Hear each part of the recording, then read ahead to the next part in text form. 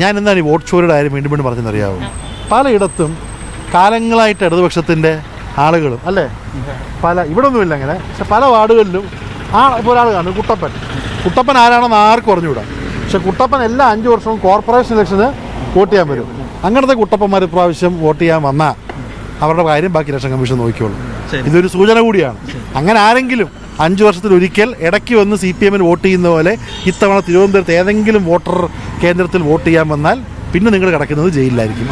അത് നമ്മുടെ ഗ്യാരണ്ടിയാണ്. പ്രാദേശികമായ വികസന കാഴ്ചപ്പാട്, അതിനപ്പുറത്തേക്ക് നിങ്ങൾ ഉയർത്തുന്ന പലതരം വിഷയങ്ങൾ, ഇപ്പോൾ ശബരിമല സ്വർണ്ണക്കൊള്ളയടക്കം ഭരണവിരുദ്ധ വികാരമടക്കമുള്ള വിഷയങ്ങളൊക്കെ തിരുവനന്തപുരത്ത് എങ്ങനെ വോട്ടാകുന്ന പ്രതീക്ഷിക്കുന്നു? ഇല്ല, അത് ഞാൻ വോട്ടിന് വേണ്ടി പറയുന്നൊരു കാര്യമല്ല. നമ്മളിപ്പോൾ വീടുകളിൽ ചെന്നാൽ ആളുകൾ ഇങ്ങോട്ട് പറയുകയാണ്. ഇപ്പം എന്തു പറഞ്ഞാലും ശബരിമല എന്ന് പറഞ്ഞാൽ കേരളത്തിൻ്റെ ഒരു പൊതുവികാരമാണ്. കേരളത്തിൻ്റെ മതനിരപേക്ഷതയുടെ ഒരു പരിച്ഛേദമാണ് ശബരിമല.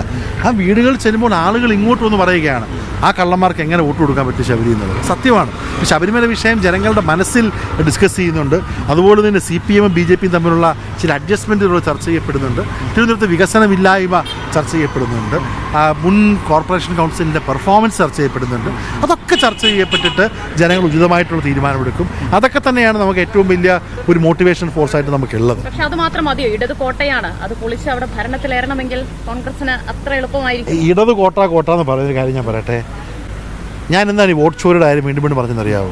പലയിടത്തും കാലങ്ങളായിട്ട് ഇടതുപക്ഷത്തിൻ്റെ ആളുകളും അല്ലേ, ഇവിടെ ഒന്നുമില്ല അങ്ങനെ, പക്ഷെ പല വാർഡുകളിലും ഇപ്പോൾ ഒരാൾ കാണും കുട്ടപ്പൻ ആരാണെന്ന് ആർക്കും അറിഞ്ഞുകൂടാ.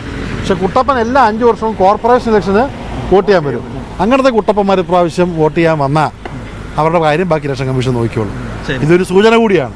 അങ്ങനെ ആരെങ്കിലും 5 വർഷത്തിലൊരിക്കൽ ഇടയ്ക്ക് വന്ന് CPM-ന് വോട്ട് ചെയ്യുന്ന പോലെ ഇത്തവണ തിരുവനന്തപുരത്ത് ഏതെങ്കിലും വോട്ടർ കേന്ദ്രത്തിൽ വോട്ട് ചെയ്യാൻ വന്നാൽ പിന്നെ നിങ്ങൾ കിടക്കുന്നത് ജയിലിലായിരിക്കും. അത് നമ്മുടെ ഗ്യാരണ്ടിയാണ്.